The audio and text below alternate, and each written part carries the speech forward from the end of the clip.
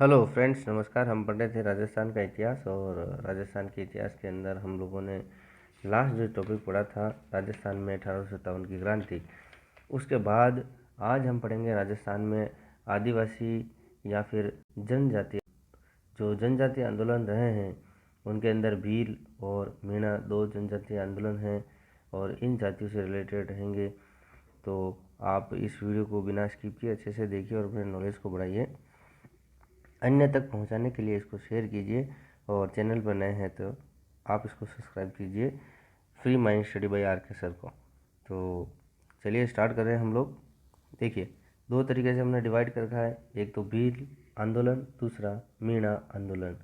भील सबसे ज़्यादा राजस्थान के अंदर दक्षिणी भाग में रहते हैं, या फिर हम ये कह सकते हैं कि मेवाड़ क्षेत्र में सबसे ज़्यादा भील। दूसरा मीणा सबसे ज़्यादा जयपुर की साइड में रहते हैं अभी भी वर्तमान में, और उधर आपका जयपुर की साइड में मीणा आंदोलन रहा था। तो दोनों आंदोलन को हम अच्छे से पढ़ेंगे। सबसे पहले हम पढ़ लेते हैं भील आंदोलन। और भील आंदोलन के कारण क्या क्या रहे हैं, ये दो तीन कारण रहे हैं जिनको हम लोग अच्छे से पढ़ लेते हैं। देखिए, सबसे पहले जो कारण रहा था वो था कि 1818 के अंदर सहायक संधि हुई थी अंग्रेज़ों के साथ, वो रहे थे। उसके दौरान जो भीलों की नियमित सेवा थी उससे उनको हटा दिया था। दूसरा, एक रूखाली, यानी कि वो किसी भी जैसे घर की या खेत की ये रखवाली का काम करते थे। रखवाली, जो रखवाली का काम करने वाला होता है उसको रुखालिया कहते हैं। तो इनके ऊपर एक कर था जिसको समाप्त कर दिया था, रुखाली या भोड़ाई कर, ये समाप्त कर देना, ये एक दूसरा कारण रहा था जिसकी वजह से भीलों ने आंदोलन किया था। तीसरा, इनके शिकार पर प्रतिबंध कर दिया, यानी कि शिकार करने पर प्रतिबंध लगा दिया, क्योंकि भील जो हैं वो आदिवासी हैं। आदिवासी हमेशा शिकार करके ही अपना भरण पोषण वगैरह करते हैं, खाना वगैरह खानाबदोश तरीके से रहते हैं, और ये इनका जो भोजन जो है वो शिकार के रेस्पेक्ट से ही पूरा डिपेंडेंट था। तो इनके शिकार करने पर प्रतिबंध लगा दिया। तो इस वजह से भी भील जो अपना आंदोलन किया था। आगे देखिए, वृक्ष काटने पर रोक लगा देना, क्योंकि भील जो हैं ये आदिवासी जनजाति हैं, और ये क्या है कि अपना खेती बाड़ी करने के लिए वृक्षों को काट कर वहाँ जलाकर उस जगह को खेत के रूप में बनाकर फिर वहाँ पे खेती करते थे। तो ये वृक्ष काटने पर भी इनको रोक लगा दी, जिसकी वजह से इन्होंने आंदोलन किया था। आगे देखिए, भील जनगणना का कार्य जो है वो 1880 ईस्वी के अंदर हुआ था। 12 पहल, ये उदयपुर में एक स्थान है, वहाँ से 1881-82 में इसकी शुरुआत हुई थी। सबसे पहले दौला काका यानी दौलत जी खींची व मेवाड़ के राणा थे सज्जन सिंह जी, इनके बीच में बातचीत हुई थी इससे रिलेटेड, और इनकी मध्यस्थता जो थी वो कवि राजा श्यामल दास ने करी थी, लेकिन इससे कोई परिणाम नहीं निकला था। ये जनगणना से रिलेटेड हम बात कर रहे हैं। आगे देखिए, गोविंद गिरी या गोविंद गुरु, इनके बारे में हमेशा क्वेश्चन पूछा जाता है। ये आपको अच्छे से इनके बारे में पूरा डिटेल के अंदर आपको पता होना चाहिए। देखिए, इनका जो जन्म है वो भी पूछा जाता है, और इन्होंने कौन सा संप्रदाय से संबंधित थे, इनका प्रतीक चिन्ह क्या था, इसका आंदोलन का क्या नाम था, और इस आंदोलन के दौरान एक जो घटना रही थी वो भी क्वेश्चन में पूछा जाता है। तो आपको इन गोविंद गिरी से संबंधित सारे जो पॉइंट हैं इम्पोर्टेंट, वो सब आपको याद रखना है। देखिए, इनका जन्म 20 दिसंबर 1858 ईस्वी को हुआ था। बांसिया गांव है डूंगरपुर के अंदर, तो वहाँ पे हुआ था। ये बंजारा परिवार से संबंधित थे। देखिए, ये इनका जो समाज है किस समाज से संबंधित है ये भी क्वेश्चन आ रखा है, तो आप अच्छे से देखिए कौन सी समाज या फिर कौन से परिवार से संबंधित है। बंजारा, ये दश नामी या फिर दशा नामी संप्रदाय के अनुयायी थे। याद रखना है, दश नामी भी आ सकता है या फिर दशा नामी भी आ सकता है, कोई प्रॉब्लम नहीं है, लेकिन आपको याद रखना है दशा नामी संप्रदाय या फिर दश नामी संप्रदाय के ये अनुयायी थे। आगे देखिए, स्वामी दयानंद सरस्वती के विचारों से ये काफ़ी प्रभावित थे, इस बात को भी आपको याद रखना है। इन्होंने अपना जो प्रमुख केंद्र जो था वो बेड़चा डूंगरपुर के अंदर बनाया था, ये भी आपको याद रखना है। इन्होंने संप सभा की स्थापना करी थी। संप का मतलब जो हम ऐसा कह सकते हैं कि राजी या फिर संप या फिर निर्मल के इसका उनका जो मन है वो संप की तरह है। उन्होंने इस संप सभा की स्थापना 1883 ईस्वी के अंदर सिरोही में करी थी। इसका उद्देश्य आपको याद रखना है, भीलों को संगठित करना। सबसे मेन जो है वो भीलों को संगठित करना, और दूसरा उनके अंदर जन जागृति लाना। ये सबसे इम्पोर्टेंट इनका उद्देश्य रहा था, भीलों को संगठित करके उनको उनके बीच में जन जागृति लाना, ये सबसे इम्पोर्टेंट उद्देश्य रहा था। अब इन्होंने एक प्रतीक चिन्ह दिया था अपना, उस प्रतीक चिन्ह का जो था वो धूणा या फिर निशान उन्होंने प्रतीक चिन्ह दिया था। ये भी आपसे क्वेश्चन पूछा जाता है। इनके पास बैठने वाले जो भी व्यक्ति होते हैं उनको भगत कहलाते हैं, और इन्होंने उपदेश देने के कार्य भी किए थे। ये भगत जो लोग हैं वो उपदेश देने के कार्य करते हैं। इनके आंदोलन का नाम जो था वो भगत आंदोलन था, इसलिए भी आपको याद रखना है। गोविंद गुरु या गोविंद गिरी के आंदोलन का नाम अगर पूछा जाए तो वो क्या है, भगत आंदोलन। उनकी एक संप सभा की उन्होंने स्थापना करी थी, ये भी आपको याद रखना है। संप सभा की स्थापना कब करी थी, 1883 ईस्वी के अंदर। आंदोलन का नाम आपने देख लिया, तो अब अधिवेशन के बारे में देखिए। 1903 ईस्वी के अंदर मानगढ़ की पहाड़ी, बांसवाड़ा के अंदर मानगढ़ की पहाड़ी पर एक इन्होंने अधिवेशन रखा था। फिर उसके बाद 17 नवंबर 1913 मानगढ़ की पहाड़ी पर अंग्रेजों ने, उनकी कुछ रेजिमेंट ने मिलकर इनके ऊपर गोलीबारी कर दी। देखिए किस किसने करी, देखिए आप लोगों के सामने है। Mewar Bhil corps, 104 Wellesley rifle, Jat regiment और राजपूत रेजिमेंट, इनके द्वारा यहाँ पे गोलीबारी कर दी गई थी। क्योंकि 17 नवंबर 1913 ईस्वी को मानगढ़ की पहाड़ी पर भीलों का एक समूह बुलाया गया था गोविंदगिरी के दौरान, और इसके ऊपर अंधाधुंध गोलियां बरसाई गई थी, जिसमें 1500 से ज़्यादा भीलों की हत्या हो गई थी, या फिर उनको कह सकते हैं उनको मौत के घाट उतार दिया गया। इसको राजस्थान का जलियांवाला बाग कहा गया। किसको, 17 नवंबर 1913 की जो घटना थी, मानगढ़ बांसवाड़ा के अंदर पड़ता है, तो उस घटना को राजस्थान का जलियांवाला बाग कहते हैं। दूसरा, बांसवाड़ा का जलियांवाला बाग भी इसी को कहा जाता है। अब मानगढ़ धाम पर एक मेला भरता है, उसके बारे में देखिए। मानगढ़ में माघ शीर्ष पूर्णिमा को मेला भरता है। BL पांगड़िया, जो कि आश्विन पूर्णिमा को उनके दौरान इस तरीके से भी बताया जाता है कि वो आश्विन पूर्णिमा को भरता है। मानगढ़ स्मारक जो बना रखा है, क्योंकि 1500 से ज़्यादा भील लोगों की यहाँ पे हत्या कर दी गई, तो फिर यहाँ पे एक स्मारक बनाया गया। उस स्मारक का कब बनाया, ये भी आपसे क्वेश्चन पूछा जाता है, तो याद रखना है 2 सितंबर 2002 को यहाँ पे मानगढ़ स्मारक का निर्माण किया गया था। आगे देखिए, सुथरामपुर, एक गुजरात के अंदर जगह है सुथरामपुर। यहाँ के थानेदार की हत्या के आरोप में गोविंद गिरी और उनकी एक शिष्या थी जिनका नाम पूजा धीर था, इनके ऊपर आरोप लगाया गया, और उस आरोप के दौरान इनको जेल में बंद कर दिया गया। फिर इनको जेल के अंदर फांसी की सज़ा सुना दी गई, लेकिन फांसी की सज़ा को जो है वो आजीवन कारावास में बदल दिया गया, और इनको 10 साल की सज़ा के अंदर फिर बदल दिया गया। इसके जो ये फांसी की सज़ा हुई उसके दौरान इनको थानेदार के हत्या के आरोप में गिरफ्तार कर लिया था, तो उसकी जांच के हेतु एक BP बोरा जांच आयोग बनाया गया था, ऐसा आपको याद रखना है। BP बोरा द्वारा जांच की जाती है। उसके दौरान फिर इनको 10 साल की सज़ा है, फांसी की सज़ा से 10 साल की सज़ा में कन्वर्ट कर दिया गया। इन्होंने अपना सबसे ज़्यादा समय फिर कंबोई गुजरात के अंदर बिताया और अंतिम समय में भी वो वहीं पर थे, वहीं पे उनका देहांत या फिर मृत्यु हो गई थी। अब एक 3 शब्द आपको याद रखना है। गुरु संप होते हैं, शालीन होते हैं, मतलब ज़्यादा ऐसे कह सकते हैं कि क्योंकि ज्ञान के रेस्पेक्ट में फिर वो अपनी बात कम शब्दों में कहते हैं। तो गुरु जो है संप होते हैं, गुरु का मान होता है। हम सब लोग गुरु का मान रखते हैं। तो मान का मतलब मानगढ़ जो पहाड़ी है, मानगढ़ स्मारक बना हुआ है, मानगढ़ धाम आप लोग समझ सकते हैं।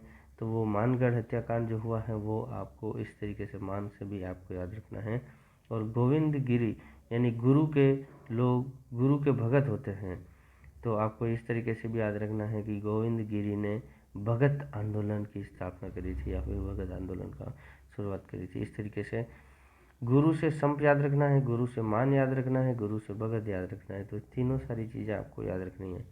संप सभा, मानगढ़ पहाड़ी पर हत्याकांड के बारे में आपको 1500 से ज़्यादा अंग्रेज़ों की वहाँ पे इन अलग अलग रेजिमेंट से वहाँ पे गोलीबारी हो गई थी और भगत आंदोलन का इन्होंने सूत्रपात किया था।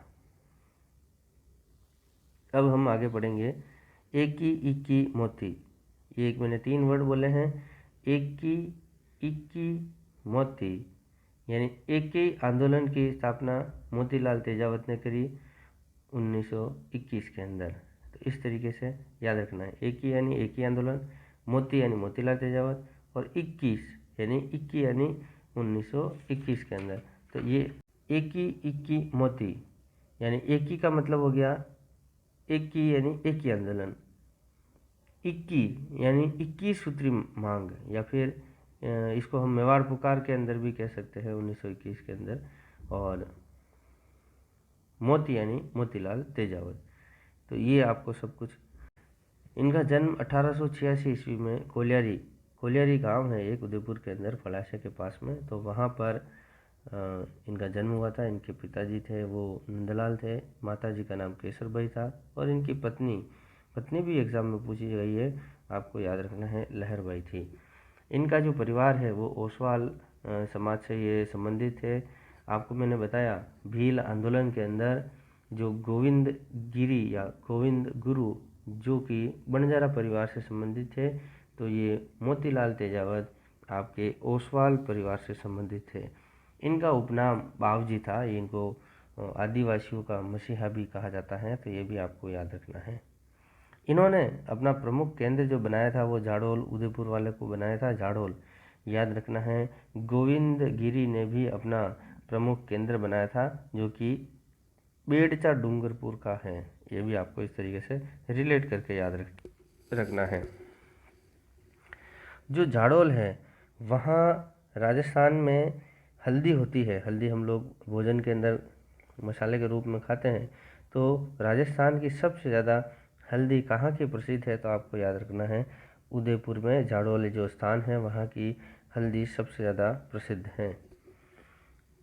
आगे देखते हैं हम लोग इनका आंदोलन का नाम क्या है। इनके आंदोलन का नाम है एक की आंदोलन। अभी मैंने बोला था एक की मोती, तो ये इस तरीके से आपको रिलेट करके याद रखना। इनके आंदोलन का नाम अभी यहाँ आप लोगों ने देखा एक ही आंदोलन। दूसरा भोमट का भील आंदोलन, ये 2 इनके आंदोलन रहे थे। इसकी शुरुआत जो रही थी मातृकुंडिया जो कि रासमी चित्तौड़गढ़ में पड़ता है। मातृकुंडिया को मेवाड़ या फिर राजस्थान का हरिद्वार भी कहते हैं, वही आपका मातृकुंडिया। यहाँ बैसाख पूर्णिमा को इन्होंने 1921 के अंदर इसकी शुरुआत करी थी। इस शुरुआत के दौरान इन्होंने 21 सूत्री मांग पत्र या फिर डायरी का ऐसा बनाया था, और इन्होंने नारा जो दिया था उसके बारे में आपको पता होना चाहिए, न हाकिम न हुकुम। इस तरीके से इन्होंने नारा दिया था। और ये जो 21 सूत्री मांग पत्र था इसको मेवाड़ पुकार के नाम से प्रसिद्ध है, और इसको मेवाड़ पुकार भी कहा जाता है, आपको याद रखना है। कभी पूछा जाए कि मेवाड़ पुकार किससे संबंधित है, तो आपको मोतीलाल तेजावत का नाम याद रखना है, एक ही आंदोलन का नाम याद रखना है, 21 सूत्री मांग पत्र से रिलेटेड आपको याद रखना है, और भी मोतीलाल तेजावत से रिलेटेड सब कुछ जो भी मैंने अभी पॉइंट बताए हैं, नाम, माता पिता का नाम, और कौन सी जाति से संबंधित हैं, सब कुछ आपको याद रखना है। इनके दौरान नीमड़ा हत्याकांड रहा था गुजरात के अंदर। 7 मार्च 1922 को मेजर सटन उसके द्वारा गोलीबारी करवा दी गई, जिसके अंदर लगभग 1200 से ज़्यादा भील शहीद हुए थे। तो एक ही आंदोलन में मोतीलाल तेजावत ने सूत्रपात किया था, तो आपको इस तरीके से याद रखना है। नीमड़ा हत्याकांड कौन सा? गुजरात के अंदर 7 मार्च 1922, और मेजर सटन के द्वारा यहाँ पे गोलीबारी करवाई गई थी, जिसमें 1200 से ज़्यादा भील शहीद हुए थे। अब आगे हम पढ़ेंगे मीणा आंदोलन। ये आमेर क्षेत्र जो कि जयपुर के अंदर है, उस क्षेत्र में कछवाओं का शासन रहा था। कछवा राजवंश ने काफ़ी लंबे समय तक यहाँ पर शासन किया था, तो मीणा वहीं से संबंधित हैं। तो देखिए, जो उन मीणाओं को 2 तरीके से डिवाइड कर रखा है। जो मीणा जमींदारी का काम करेंगे और जो मीणा चौकीदारी का काम करेंगे, इन 2 तरीके से उनके कार्य के हिसाब से हम लोग ऐसा पढ़ेंगे। देखिए, जो जमींदारी का काम करेंगे उसमें कृषि से संबंधित कार्य किए जाएंगे, और जो चौकीदार से संबंधित जो भी मीणा होंगे वो चौकीदारी का काम करेंगे, रखवाली का काम करेंगे।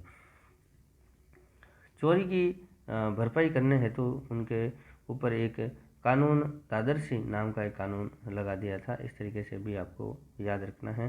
चोरी की भरपाई करने हेतु कौन सा कानून था? कानून दादरसी। अब आगे देखना है आपको। 1924 के अंदर भारत सरकार द्वारा क्रिमिनल ट्राइब्स एक्ट का जो एक एक्ट बनाया था, उसको पारित कर दिया गया था। कब किया था? 1924 के अंदर। 1930 के अंदर जयपुर रियासत के द्वारा यहाँ पे जरायम पेशा अधिनियम नाम से पारित किया था। 1924 के अंदर भारत सरकार ने क्रिमिनल ट्राइब्स एक्ट बनाया था, और जयपुर के अंदर जरायम पेशा अधिनियम नाम से एक अधिनियम पारित किया था। इस जो अधिनियम था उसमें एक सबसे इम्पोर्टेंट बात ये लिखी हुई थी, उसमें ये लाइन थी कि जो भी 12 साल के लड़के लड़की होंगे, कोई भी व्यक्ति पुरुष होंगे, उनको हर रोज़ हमेशा अपने जो भी नज़दीकी थाना होगा उसके अंदर हमेशा अपनी हाजिरी देनी होगी। अब ये हर आदमी के लिए पॉसिबल होता नहीं है, लेकिन उसके अंदर ऐसा, क्योंकि चोरी डकैती उसको रोकने के चक्कर में ऐसा बनाया गया था कि 12 वर्ष से जितने भी ऊपर के व्यक्ति होंगे, यानी महिला पुरुष उसके अंदर सब आगे, उनको हमेशा नज़दीकी थाने के अंदर अपना हाजिरी देनी होगी कि हम यहीं पे हैं, हम चोरी नहीं कर रहे हैं, या फिर हमारी ये सारी की सारी जानकारी देने के रेस्पेक्ट में। इस तरीके से था कि 1930 के अंदर जब जयपुर रियासत ने ये एक अधिनियम पारित किया था, इस वजह से मीणा जाति के लोग परेशान हो गए। हर रोज़ कैसे थाने के अंदर जाएं, हर रोज़ अपनी हाजिरी क्यों दें, इस वजह से आंदोलन हुआ। इस आंदोलन का नेतृत्व जो है वो जवाहर राम मीणा और महादेव राम पबड़ी, इन दोनों ने मिलकर इसका आंदोलन का जो नेतृत्व किया था। आगे 1933 ईस्वी में मीणा क्षेत्रीय सभा का गठन किया गया। ये भी आपको याद रखना है। क्यों किया गया ये भी मैंने आपको पूरा डिटेल में बता दिया, लेकिन 1933 में मीणा क्षेत्रीय सभा का गठन किया गया। 1944 के अंदर नीम का थाना जो कि सीकर के अंदर है, वहाँ एक विशाल सम्मेलन बुलाया गया। उस विशाल सम्मेलन की अध्यक्षता मुनि मगन सागर की अध्यक्षता में की गई, और जयपुर मीणा सुधार कमेटी का यहाँ पे गठन किया गया था, जिसका नेतृत्व डॉक्टर बंशीधर शर्मा ने किया था। ये इससे रिलेटेड आपको सबसे इम्पोर्टेंट आपको जानकारी याद रखनी है। नीम का थाना सीकर के अंदर विशाल सम्मेलन बुलाया। कब बुलाया? 1944 के अंदर। जयपुर मीणा सुधार जो कमेटी है उसका गठन किया गया, और डॉक्टर बंशीधर शर्मा के नेतृत्व में इसका गठन किया गया। आगे देखिए, 4 मई 1946 को जो कानून था चोरी का भरपाई करने हेतु या फिर चोरी की भरपाई करने हेतु कानून दादरसी, 4 मई 1946 को कानून दादरसी समाप्त कर दिया। अब आगे देखिए, 28 अक्टूबर 1946 को बाघावास, ये झुंझुनू के अंदर पड़ता है, वहाँ पे विशाल सम्मेलन बुलाया। इन्होंने चौकीदार से संबंधित थे, उन्होंने ये बुलाया था, और चौकीदारी से इन सभी मीणाओं ने इस्तीफा दे दिया था। आगे मुक्ति दिवस, इसीलिए ये 28 अक्टूबर 1946 को एक मुक्ति दिवस के रूप में मनाते हैं। ये तब से परंपरा चली आ रही है। क्योंकि ये जो थे एक चौकीदारी से संबंधित है और इनके ऊपर वो कानून दादरसी जो था वो, और ये चौकीदार के रूप में कार्य कर रहे थे, तो इन्होंने चौकीदारी से इस्तीफा दे दिया। जब से इन्होंने चौकीदारी करने से इस्तीफा दिया तब से इन्होंने मुक्ति दिवस के रूप में मनाना शुरू कर दिया। तो ये मुक्ति दिवस कब मनाते हैं, एग्ज़ाम में अगर पूछा जाए मीणा लोग, तो आपको याद रखना है 28 अक्टूबर 1946 से ये शुरुआत हुई और 28 अक्टूबर को हमेशा मुक्ति दिवस के रूप में मनाते हैं। आगे देखते हैं 1952 के अंदर जो जयपुर रियासत थी, उस जयपुर रियासत ने जरायम पेशा अधिनियम पारित किया था। उस जरायम पेशा अधिनियम को भी समाप्त कर दिया। कब किया था? 1952 के अंदर। तो इस तरीके से आपको भील और मीणा दो जनजातीय आंदोलन आपने अच्छे से पढ़िए। इस वीडियो को जितना मैंने कंटेंट दिया है इनको आप अपने कहीं पर भी लिख लीजिए नोटबुक के अंदर और 2-3 बार उसको पढ़ते रहिए, तो जो भी कोई डाउट है तो वो सारे के सारे आपके क्लियर हो जाएंगे। मेरे हिसाब से ये जो मैटर मैंने दिया है वो इनफ है। किसी भी एग्ज़ाम के रिलेटेड जो भी आपके राजस्थान में छोटे से बड़े एग्ज़ाम तक की आप लोग तैयारी कर रहे हैं, सभी एग्ज़ाम में इससे रिलेटेड क्वेश्चन पूछा जाता है। तो मेरा हैंड रिटन नोट्स का प्रयास आपको कैसा लगा, इसकी प्रतिक्रिया आप लोग मुझे लाइक और कमेंट के साथ देंगे। चैनल पर नए हैं तो इसको आप सब्सक्राइब कीजिए, जिससे कि आने वाले मेरे सारे वीडियो आप तक पहुंचते रहें। चलिए मिलते हैं नए वीडियो में नए टॉपिक के साथ। ओके, नमस्कार।